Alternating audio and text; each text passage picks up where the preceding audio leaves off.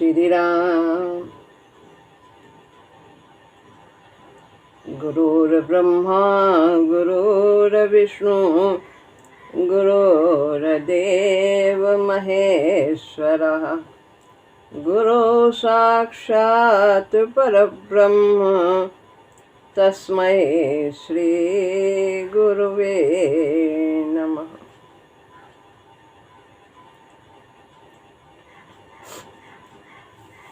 श्रीमद् भगवद गीता अध्याय 6। इस अध्याय का अंतिम श्लोक है ये 47वां।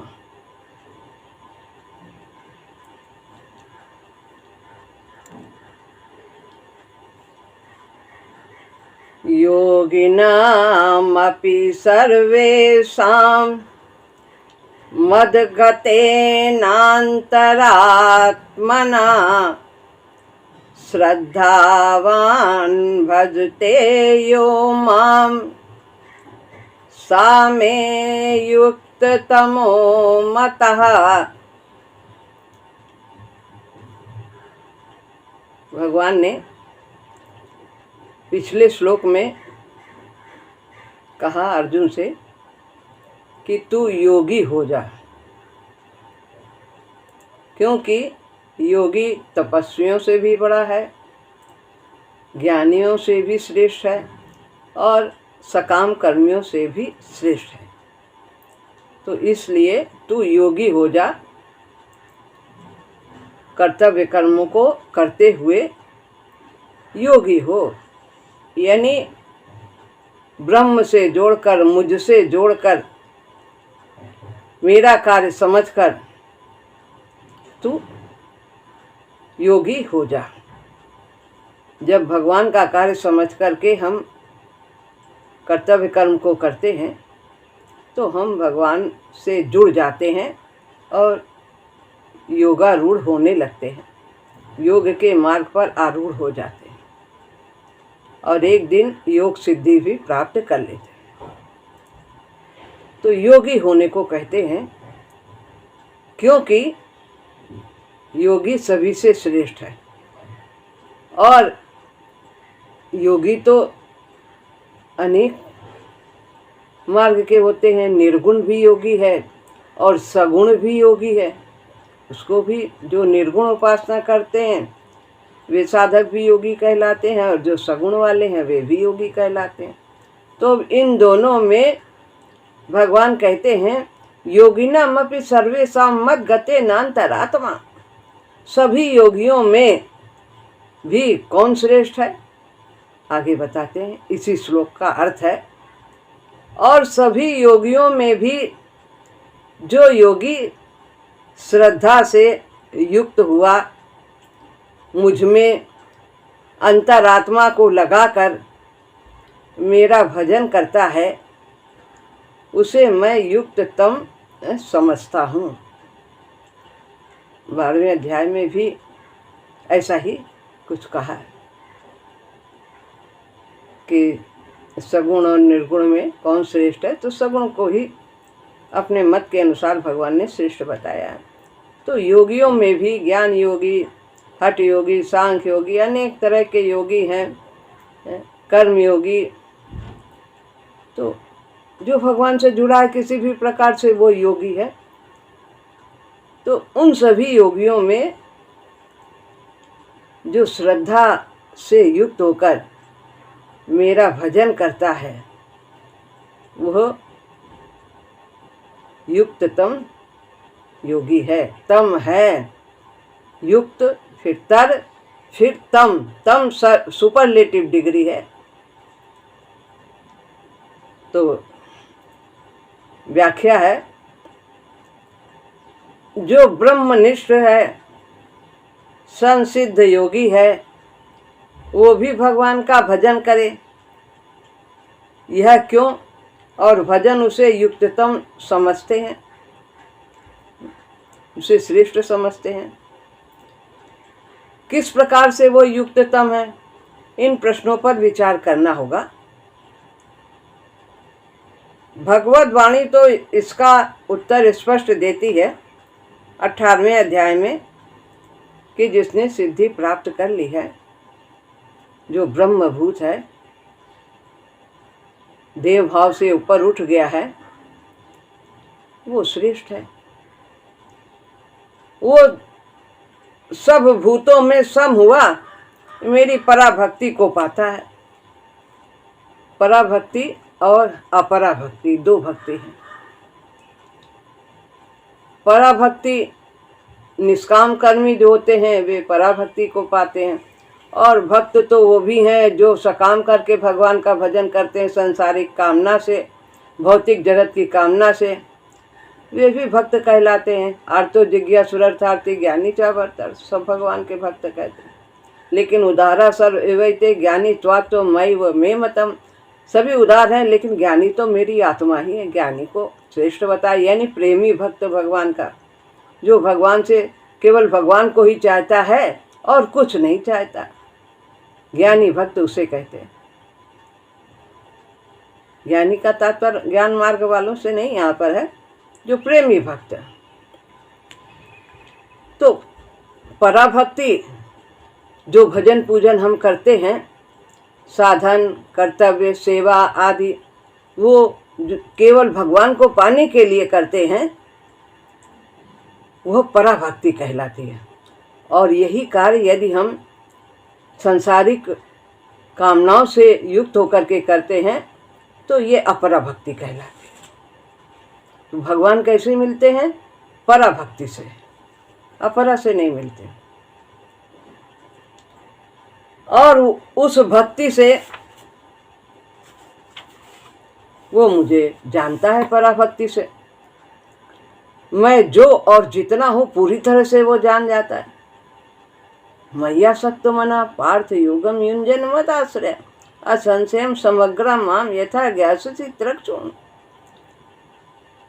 पूरी तरह से समग्र रूप से जान जाता है। आगे के अध्याय में भगवान बताएंगे उसका उपाय। तो पराभक्ति से मैं जो हूँ जितना हूँ वह जान जाता है साधक। उसके बाद अर्थात तत्व से जानकर मुझ में वह प्रवेश पा जाता है।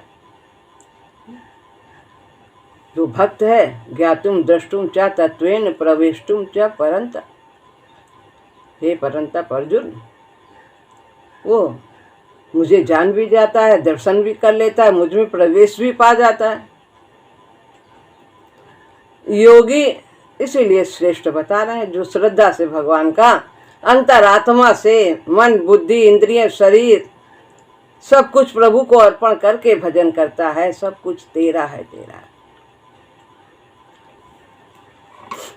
योगी तो ब्रह्म भूतावस्था वाला है, आत्मनिष्ठ है, ब्रह्मनिष्ठ है। ब्रह्म भी तो भगवान है, निर्गुण भगवान कहे जाते हैं ब्रह्म को, और वही जो सगुण है वो भगवान कहे जाते हैं। वही तो पुरुषोत्तम है, पुरुषों में उत्तम। पुरुषों का मतलब पुरुष लिंग से नहीं यहाँ पर है।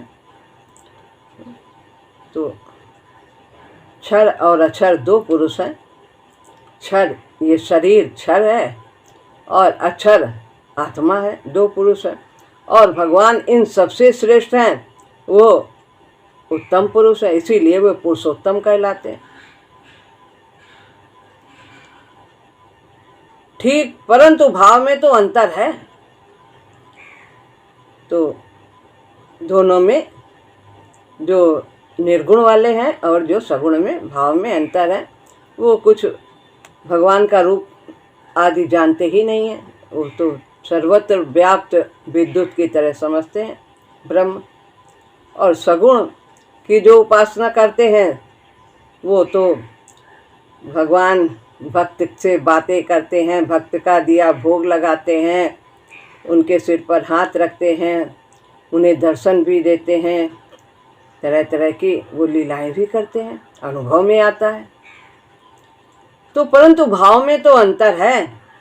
आप खड़े हैं, हम आपसे बात कर रहे हैं, उसको विश्वास होता है प्रभु हैं हमारे समक्ष और हम उनसे कह रहे हैं, वो हमारी सुन रहे हैं, हमें उनका उत्तर भी मिलता है।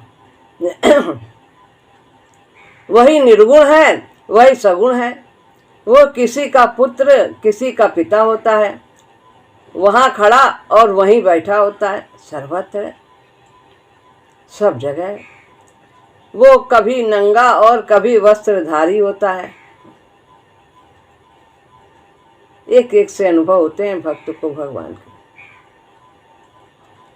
एक होते हुए भी जैसे कुछ अवस्था भेद है, एक है।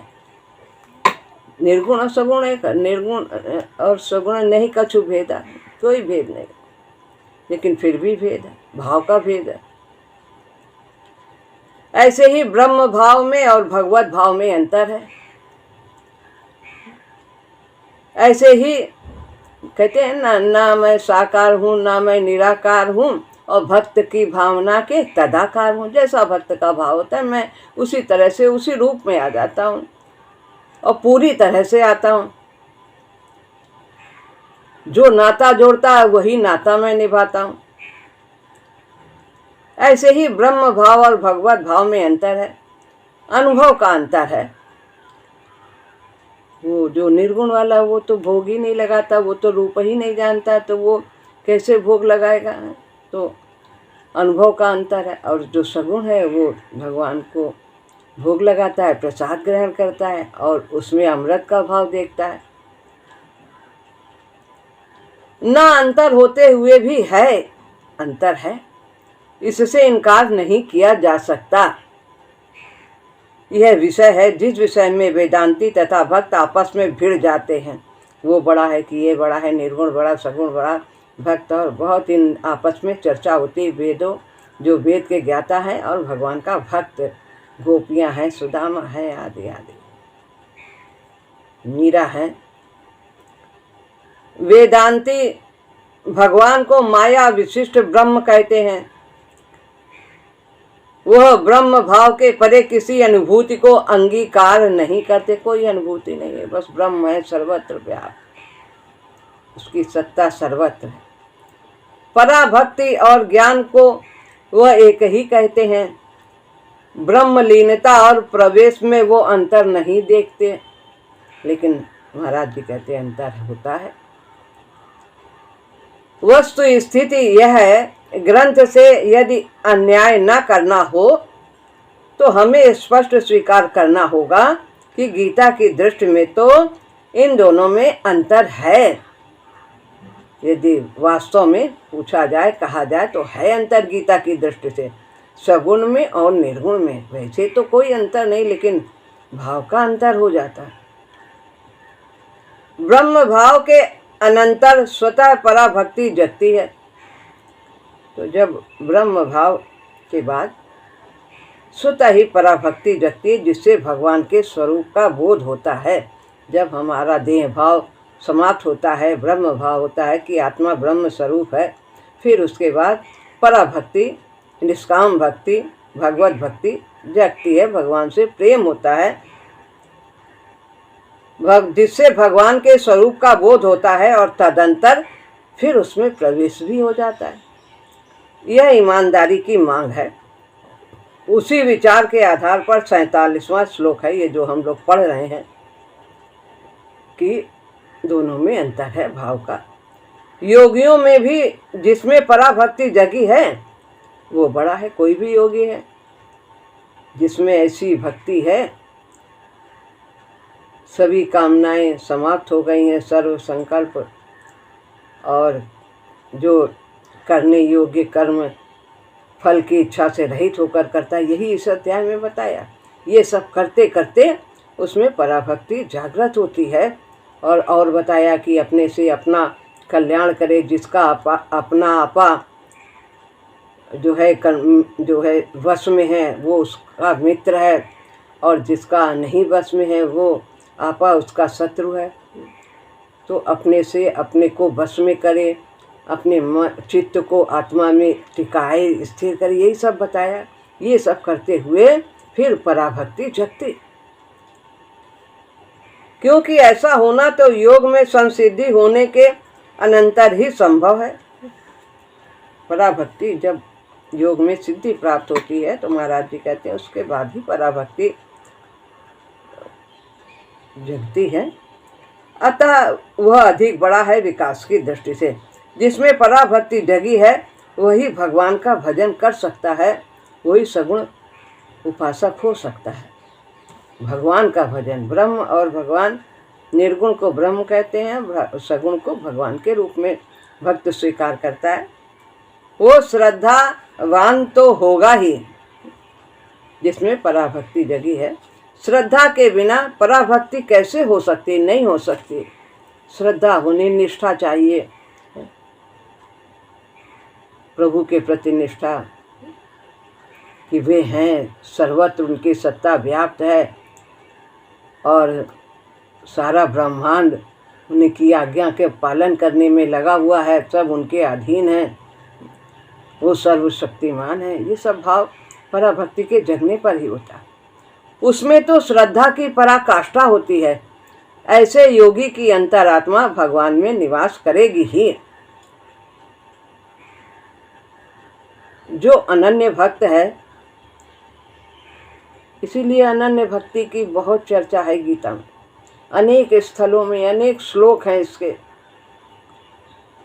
8वें अध्याय में, 9वें अध्याय में, 11वें अध्याय में, अंत में भी, 18वें में भी अनेक स्थल पर अनन्य भक्ति, दूसरे अध्याय में भी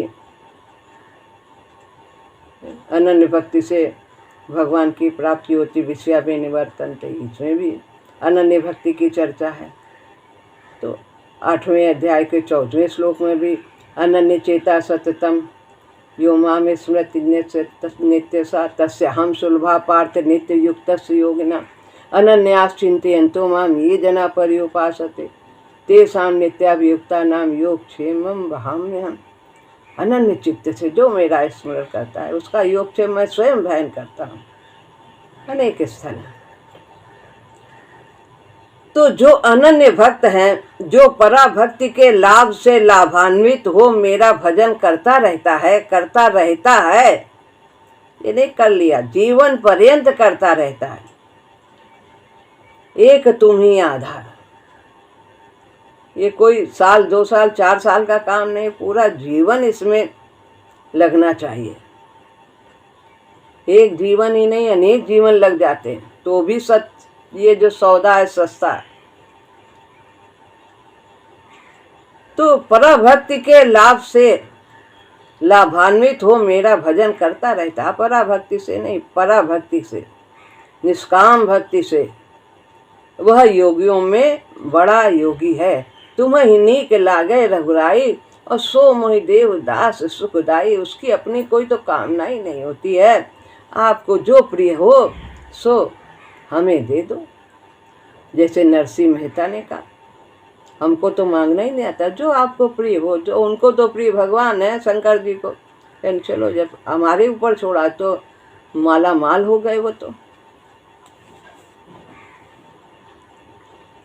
श्री तुलसी रामायण में भी इसी आशय का पाठ आता है।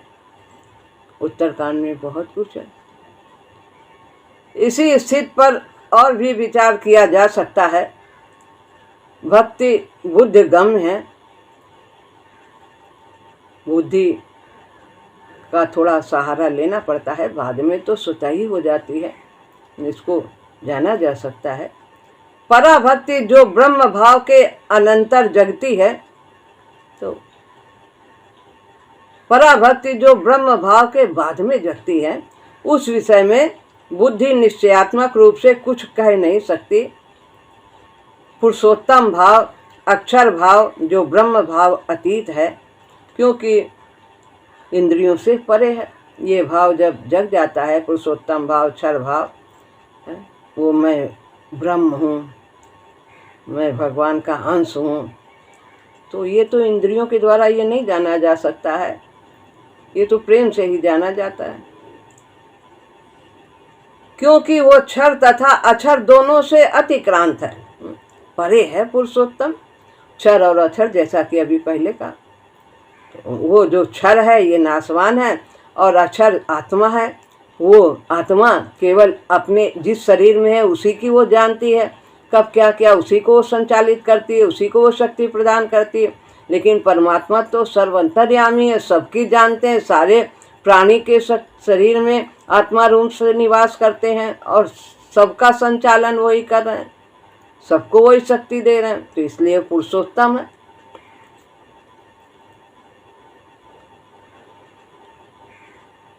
वह दोनों उसके भाव हैं, अक्षर और अक्षर उसी का रूप है, परा और अपरा परमात्मा ने ही उत्पन्न किया दोनों को।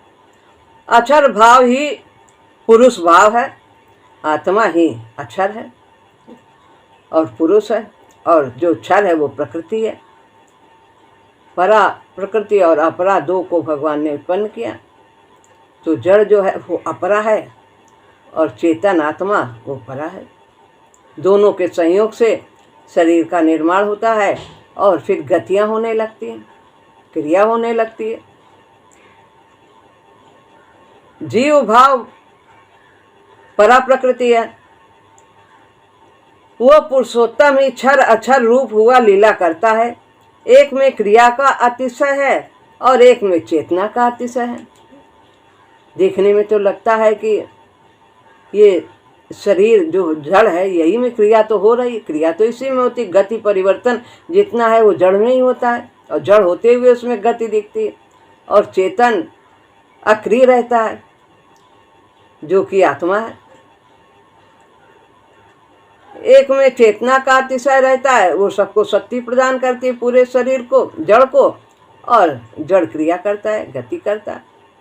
जैसे अंधे और लंगड़े दोनों ने मिल करके नदी पार कर ली, तो दोनों के संयोग से हम अपना कल्याण कर लेते हैं, परमात्मा की प्राप्ति कर लेते हैं।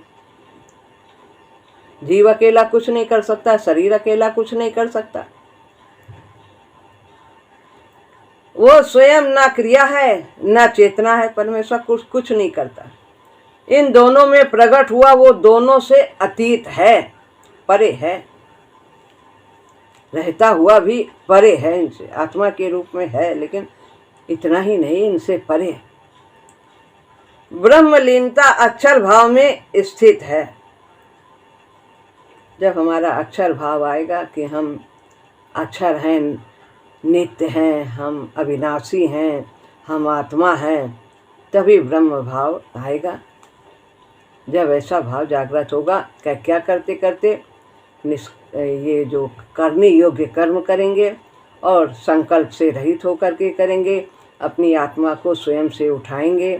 जो है इस प्रकार हम जब साधन भजन में बैठेंगे, अभ्यास करेंगे, वैराग करेंगे, सब कुछ इस अध्याय में भगवान ने बताया है। और आत्मा चित्त को आत्मा में टिकाएंगे, कहीं और कुछ नहीं सोचेंगे। तो ये सब इसमें करने से हमारे अंदर ब्रह्म भाव उत्पन्न होता है सांख्य योग के द्वारा। वो निष्क्रिय केवली भाव है, प्रकृति से वियोग है, नितांत वियोग है। फिर वो अपने को प्रकृति से संबद्ध नहीं करता है, जोड़ता नहीं है, अपने को अलग समझता है, प्रकृति को अलग समझता है। आत्मा में दृष्टा में स्थित है, वो अपने को दृष्टा समझता है। अनंतता है उसमें, चेतना का सहज प्रसाद है, आनंद है, निश्चलता है, शांति, वातावरण शांत है अंदर से। ये सभी ठीक, परंतु प्रकृति पर अधिकार नहीं है। अभी प्रकृति पर अधिकार पूर्ण रूप से ज्ञानियों को नहीं होता है। समय समय पर कभी क्रोध आ जाता है, कभी काम आ जाता है। पुरुषोत्तम की चेतना तो स्वामिनी है दोनों प्रकृतियों की, परा की और अपरा की। वो तो प्रकृति में रहते हुए उसका अंतः तथा बहिर्गमन करते हुए अतीत और अछूती है। सब कुछ करती वही है, लेकिन सबसे अछूती है, कहीं भी लिप्त नहीं होती, कर्ता का भाव कहीं नहीं आता। तो पुरुषोत्तम चेतना तो क्रिया में उसी प्रकार पूरी है जैसे वो क्रिया से परे है, तो वो करते हुए भी अकर्ता है। ब्रह्मलीनता निर्गुणता है, पुरुषोत्तम भाव तो निर्गुण सगुण है। जो ब्रह्मलीन हैं, कि अपने को ब्रह्म भाव में सदा रखते हैं, तो वो निर्गुण वाले हैं। लेकिन जिसमें पुरुषोत्तम भाव है वो दोनों को मानते हैं, सगुण भी है वही, ब्रह्म निर्गुण भी है वही है, सगुण भी वही। जब भक्त का भाव होता है तो वह सगुण रूप में आ जाता है, वो निर्गुण तो है ही, सर्वत्र व्याप्त है। वो गुणों से अतीत होता हुआ गुण रूप भी है, अनंत गुण है उसमें, परमेश्वर में, लेकिन निर्गुण कहे जाते हैं। क्यों कहे जाते हैं? क्योंकि अनंत गुण होते हुए भी वे गुणों को अपना नहीं मानते। प्रकृति का है ये कार्य, में क्या नहीं है, क्या गुण नहीं है, सब कुछ है। यश, बल, बुद्धि, सौंदर्य, त्याग, धन, सब कुछ है उनको। ऐश्वर्य, जितना भी अच्छा है ऐश्वर्य, ये सब गुण ही तो है, और सब पूर्ण रूप से परमेश्वर में है। लेकिन सब कुछ होते हुए भी वे गुणों से अतीत है, वे उन्हें अपना नहीं मानते। वो सब व्यक्ति और निर्व्यक्ति भी हैं। व्यक्ति के रूप में एक व्यक्तित्व भी में आ जाते हैं, और बिना व्यक्तित्व के भी रहते हैं। बिन पग चले सुने बिनु काना, और कर बिन कर्म करे विधि नाना। सब कितना अच्छा तुलसीदास जी ने लिखा। तो वो सगुण से भी आ जाते हैं और व्यक्तित्व से रहित सर्वत्र व्याप्त भी। वो पूरा भगवान है, उसकी भक्ति हो सकती है। पराभक्ति के लिए ब्रह्म भाव से निकलना होगा। जब यदि हमें पराभक्ति पानी है तो मैं ब्रह्म हूँ, मैं आत्मा हूँ, तो यह ब्रह्म भाव जो ज्ञानियों में है, इसके आगे सोहम शिवोहम से आगे परमात्मा भाव में होना होगा। पराभक्ति प्राप्त करनी होगी कि परमेश्वर है, पुरुषोत्तम है, भगवान है, उसी का तत्व हमारे अंदर विराजमान है। इतना तो हम जानते हैं कि हम आत्मा उसके तत्व हैं, उसके अंश हैं, लेकिन वो है सर्वशक्तिमान, उसी का तत्व हमारे अंदर। तो पराभक्ति के लिए ब्रह्म भाव से निकलना होगा। ठीक पुरुषोत्तम से युक्त होने के लिए निष्क्रियता का, कैवल्य का परित्याग करना होगा कि हम कुछ नहीं करते, हम करते नहीं हैं। नहीं, जो कुछ भी होता है हमें जंगल छोड़ के जंगल में जाने की ज़रूरत नहीं, घर छोड़ के कि हम निष्क्रिय हो जाएं, कुछ करें ना। नहीं करना है, प्रभु की सेवा करना है, जहाँ रखा है वहाँ रखना है, बस अपने भाव को बदलना है। सिया राम मैं सब जग जाने। सहजावस्था के लिए एकांत शून्य को छोड़ना होगा। एकांतवास की जरूरत नहीं है पराभक्ति पाने के लिए। जब कहते हैं तब जग सकती है पराभक्ति। सहज में जो क्रिया अक्रिया से परे है, उस ओर उमड़ेगी निर्मल तथा युक्त हुई जीव की सत्ता। तो सहज भाव से साधो सहज समाधि बली, फिर वो सहज भाव में हो जाएगा। तो कोई क्रिया और अक्रिया से उसको कोई फर्क नहीं पड़ेगा, करने से और ना करने से, लेकिन फिर वह जन कल्याण के लिए करणीय कार्य करता ही रहता है। वह भाव पूरा अद्भुत होगा।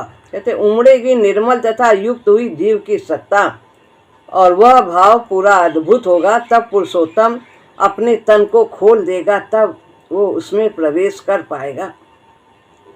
तब पुरुषोत्तम भाव प्रकट हो जाएगा योगी में, और तब पुरुषोत्तम का पुरुषोत्तम में प्रवेश होगा। पुरुषोत्तम का पुरुषोत्तम में प्रवेश होगा। ये जीव जो है वो पुरुषोत्तम है, उसी का अंश है। फिर वो पूर्ण रूप से ब्रह्म भाव जो है वो स्वयं पुरुषोत्तम भाव हो जाएगा, और पुरुषोत्तम में और उसमें कोई भेद नहीं रहेगा, दोनों एक हो जाएंगे।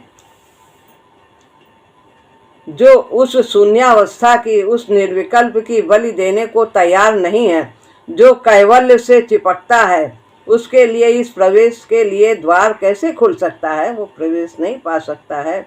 जान सकता है, दर्शन कर सकता है, ज्ञान प्राप्त कर, प्रवेश दुर्लभ है।